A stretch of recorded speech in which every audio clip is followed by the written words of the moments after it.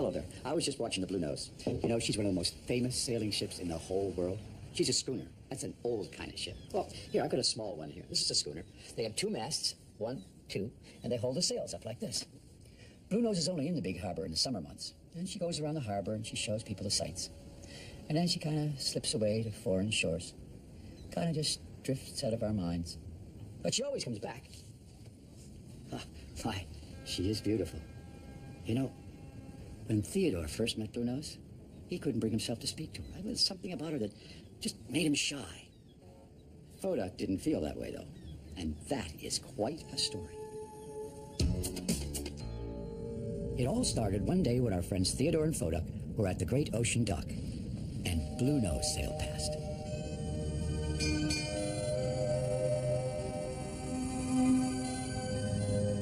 "Isn't she beautiful?" said Theodore. "Oh, what use is an old sailing ship?" answered Fodak.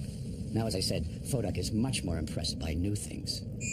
"Look at my brand new depth sounder, Theodore," he continued. "It tells me exactly how deep the water is. Now, that's something that's really useful." But Theodore couldn't stop looking at Blue Nose, cutting through the water.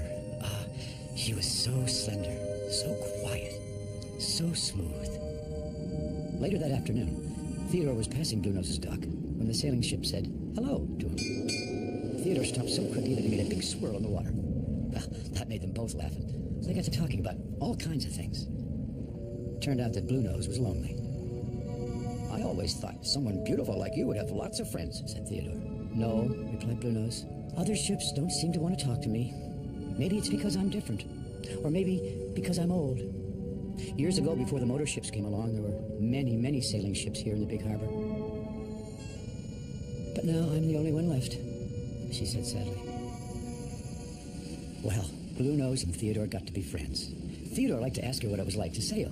He could hardly imagine being able to move without the deep drumming sound of his engine. "Oh, I'd rather use my sails," said Blue Nose with a smile on her voice. "You just lean over with the wind and it pushes you along." "My friend Fodak doesn't think old sails are any good," said Theodore.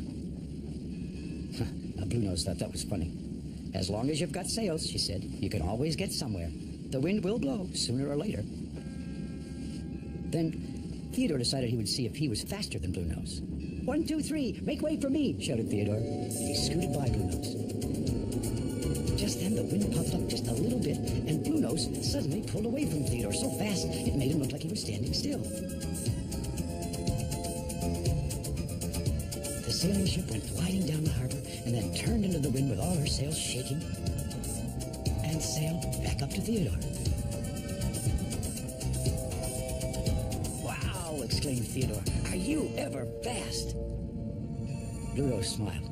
"Don't forget, once I was the fastest ship on the ocean."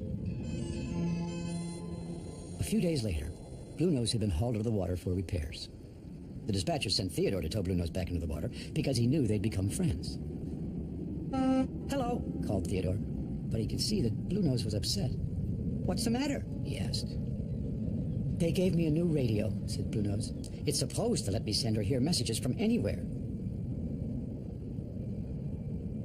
So now you're like a brand new modern ship," said Theodore, trying to make Blue Nose feel better. But Blue Nose wasn't happy. "We old ships don't need these new things. I was sailing on the high seas before these kinds of radios were even thought of," she said. Then Theodore noticed a big red shape underneath Blue Nose's black hull. "Hey, there's more of you under the water than on top of it," he said. Is that something new too?" Blue Nose laughed. "No," she replied. "That's as old as I am. The red shape is the secret of sailing." "Help me back into the water, Theodore," said Blue Nose, "and I'll show you how it works." It was a warm, sunny afternoon in the big harbor. The kind of afternoon when new friends like to share secrets. "Pretend you're the wind, Theodore," said Blue Nose softly, "and I'll show you the secret of sailing. Push my side like you were a powerful wind from the open sea." So Theodore carefully put his front bumpers right against Blue Nose's side and pushed really hard. But instead of moving sideways, Blue Nose slid straight ahead. Well, Theodore was very surprised. It's the same with the wind, said Blue Nose. Even if the wind blows against my side, that red shape that's under the water makes me move straight ahead. I wish I could sail like that, said Theodore. It looks like so much fun. Oh, when the wind is your friend, you probably could a little, answered Blue Nose. And then she scooted ahead with the warm summer breeze.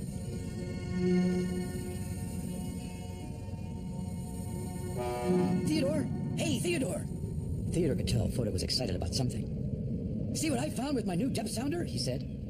Theodore noticed the big green and yellow striped cloth on Fodak's deck. It was under the water over in Cobblequid Cove. Isn't it great?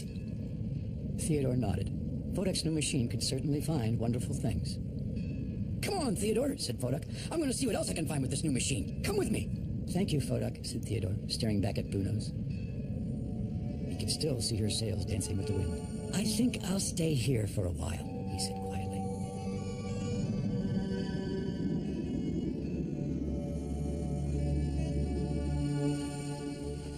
Well, the next time Theodore saw Blue Nose, she seemed to be very sad. My new radio makes too much noise, she said to Theodore. Sailing ships are supposed to be as silent as a sea breeze, continued Blue Nose. But with this new radio, I sound like a big storm. You don't have to turn your radio up all the way, said Theodore. Only if you're far away from who you want to talk to. Come on, I'll help you practice. You go over there, he said, and I'll go this way.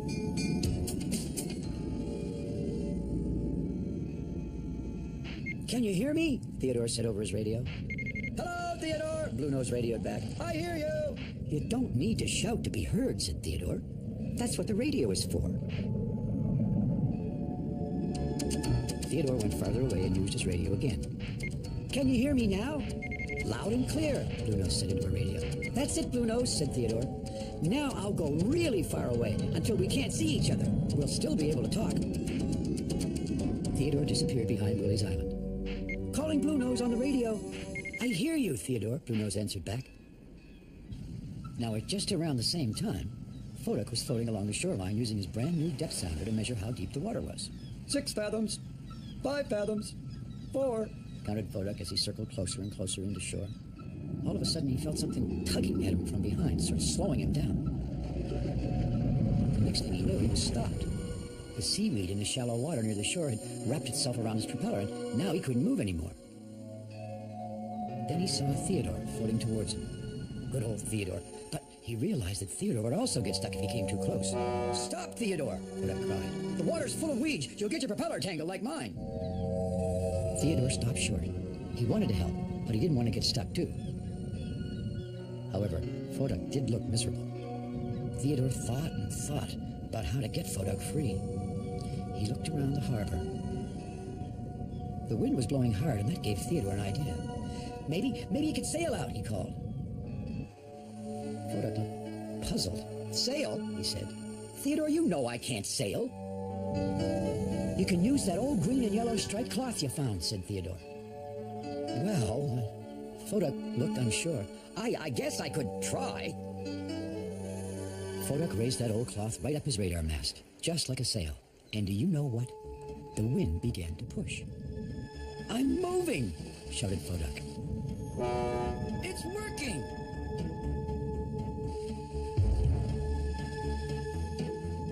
Fodak, watch where you're going, called Theodore. The wind was blowing Fodak all right, straight toward the rocky shore. Without his propeller, Fodak couldn't stop or turn. Oh, soon he was sure to crash. Was there one ship in the harbor who was fast enough to help stop the runaway tugboat? There was one, thought Theodore. Blue Nose.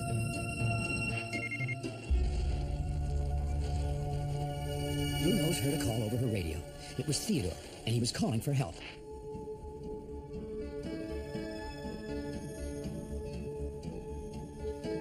By now, Fodak was almost at the shore.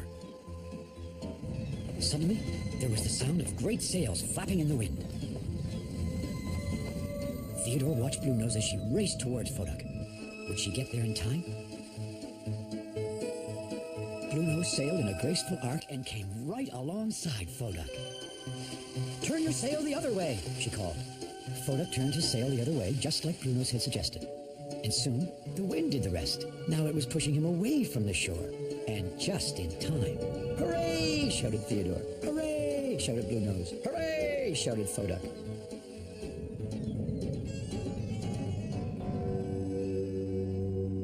you for saving me, Fodak said to Bluenose. But how did you know I was in trouble?